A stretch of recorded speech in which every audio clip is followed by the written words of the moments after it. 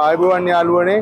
ඉතින් ඔයාලට පේනවනේ මේ බුදු පිළිම ගෙනල්ලා මිනිස්සු මේ වගේ දාලා තියෙනවා මේ කැඩුනට පස්සේ ගෙනල්ලා දාලා තියෙනවා පාර ගස් වැල්ලයට මේ දූවිලි වැදිලා සත්තු ජරා කරලා ගොඩක් මේ ජරාවාස වෙලා තියෙන්නේ.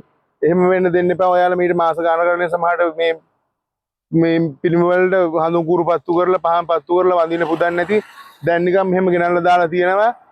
ඔයාලට පුළුවන් නම් මේ වගේව මේ වෙසක් මාසෙද්දි ගේන්න මේ වෙසක් කලාපයේ තියෙන මාතර කඹුරුපිටිය ප්‍රදේශයේ ඔයාලට පුළුවන් නම් එද්දි මේ බුදු පිළිම කැඩිච්ච බින්චි තියෙනවා අපිට ගෙනත් දෙන්න. මාතර තියෙනවා ශ්‍රී බුද්ධෝපාදි කියලා සංගමයක්.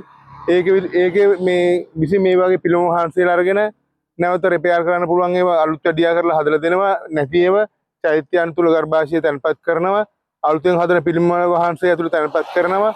ඔයාලට පුළුවන් නම් එද්දි මාතර වෙසක් බලන්න එද්දි දෙවුන්දර පැත්තට වෙහෙරහෙන පැත්තට එන්න පුළුවන් නම් එද්දි අරගෙන එන්න. ඒ එක්කව කරන්නේ මාතර වල්ගම පෙට්‍රල් ෂෙඩ් එක ඉස්සරහා තියෙනවා රවින්ද්‍ර මෝටර්ස් කියලා.